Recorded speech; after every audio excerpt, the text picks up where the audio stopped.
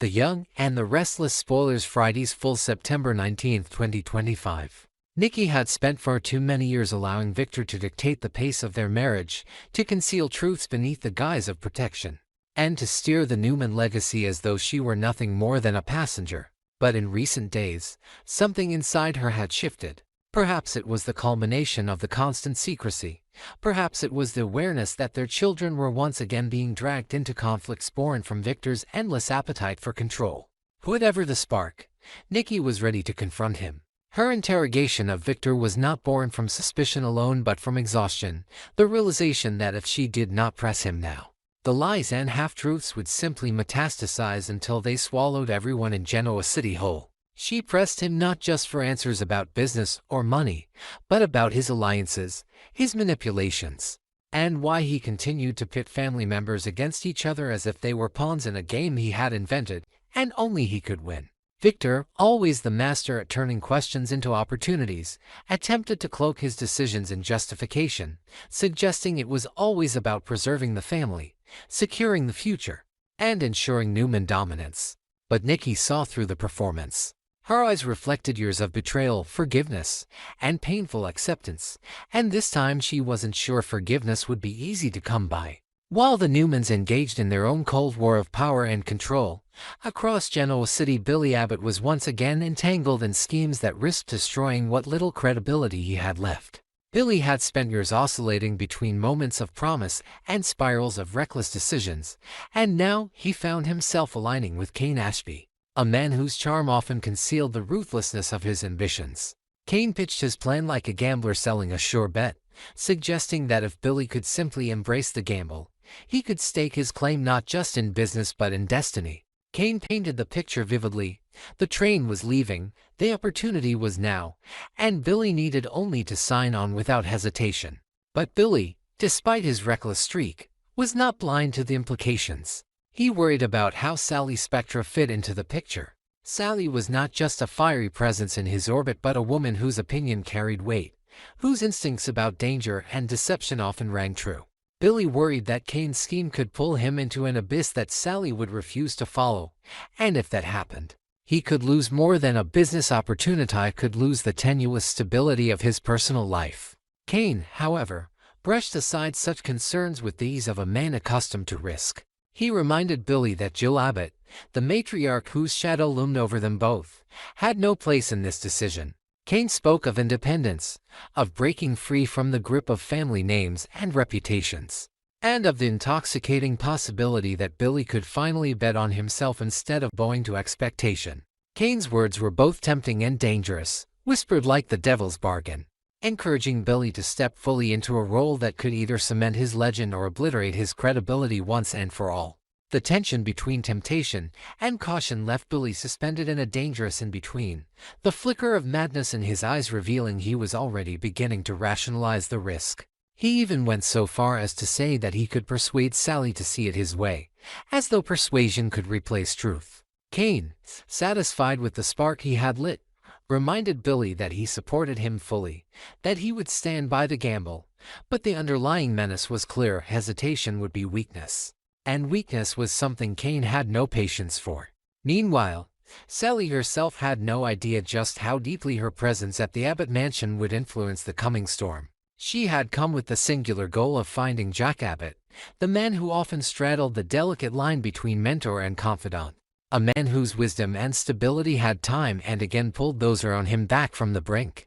Sally, whose career and love life had often collided in spectacular fashion, found herself tangled in yet another crisis, this time involving Billy. She admitted with rare vulnerability that Jack might be the only one capable of reaching Billy, of making him see reason before Cain's influence dragged him too far into the fire.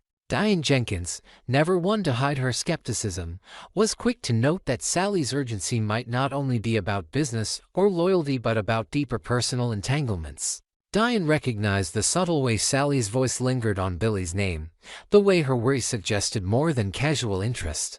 Still, Diane saw the logic in Sally's plea: if Jack could not talk Billy down, then no one could.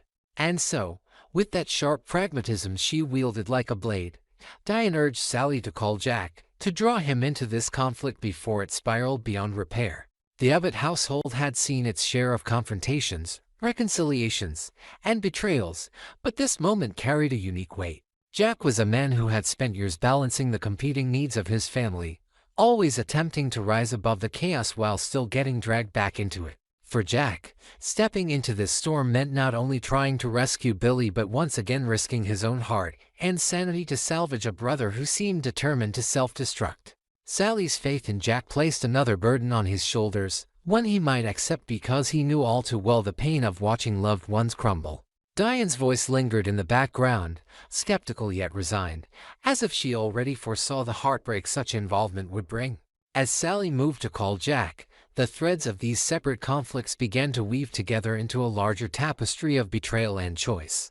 Nikki's interrogation of Victor threatened to expose cracks in the Newman empire that had been papered over for decades.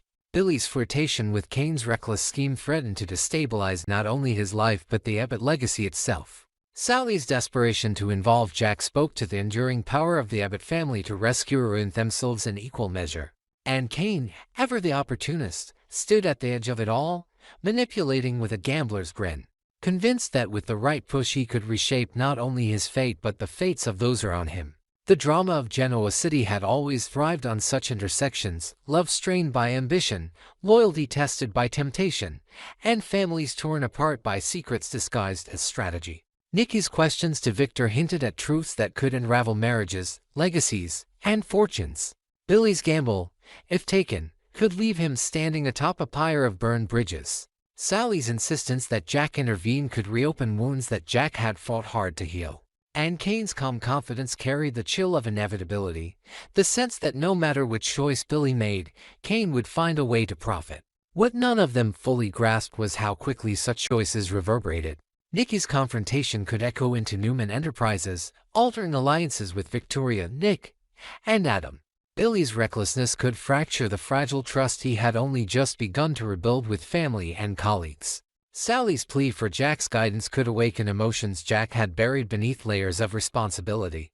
And Cain's challenge that Billy bet the house on himself could trigger a collapse not just of fortunes but of faith in one another.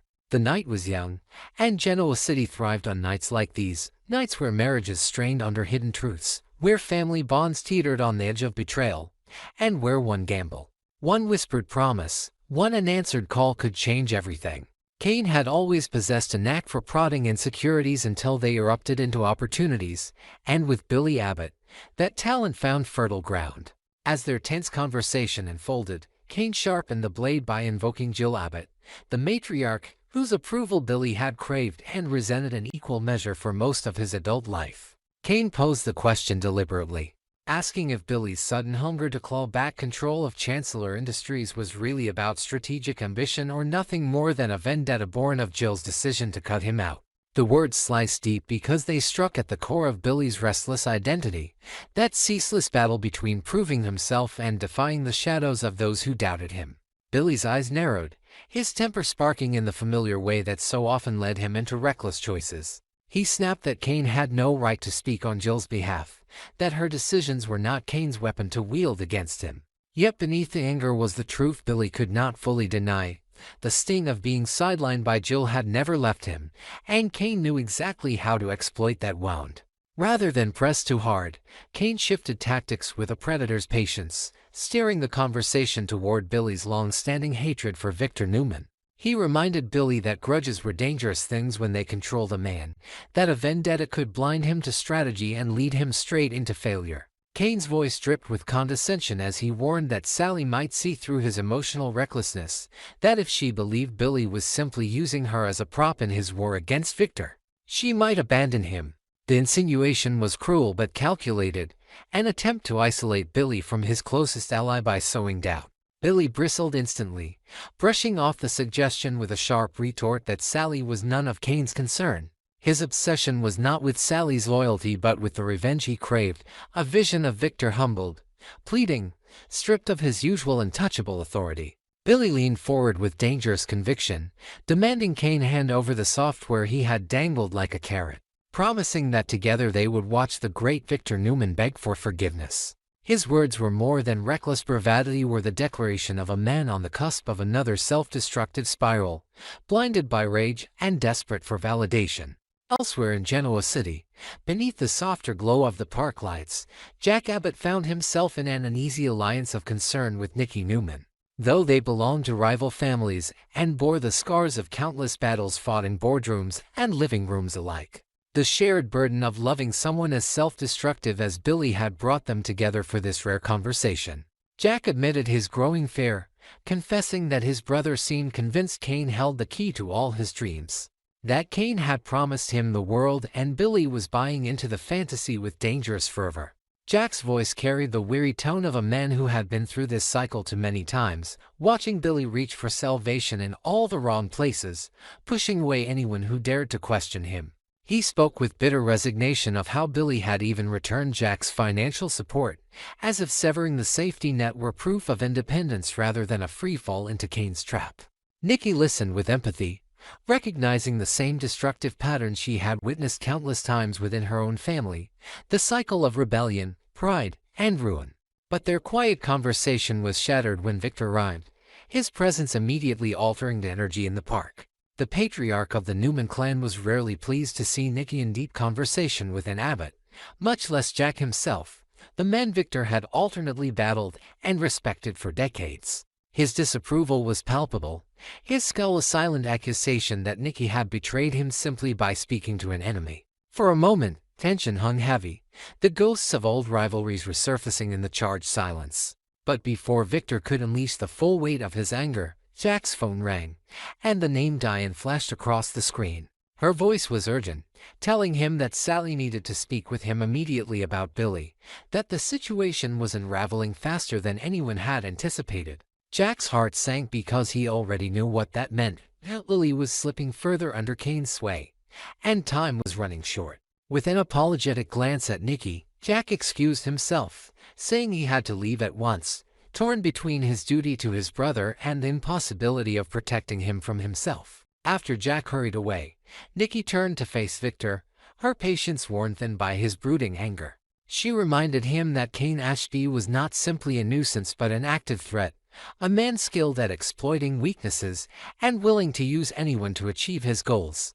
Nikki pressed Victor with an unexpected suggestion that instead of continuing their endless cycle of competition, he and Jack consider a temporary alliance. United in their determination to protect Billy and to bring down Cain before his schemes poison everything around them. Victor bristled, his pride wounded by the notion of joining forces with an Abbott, yet even he could not deny the strategic sense in Nikki's plea. Cain was a wild card, a manipulator and bound by the traditions of family loyalty that both Newmans and Abbotts clung to despite their flaws. For once, Nikki insisted, Victor had to put aside his pride and see the bigger picture. If Cain succeeded in bending Billy to his will, both families would suffer, and perhaps worse. They would lose someone neither of them could afford to watch destroyed again.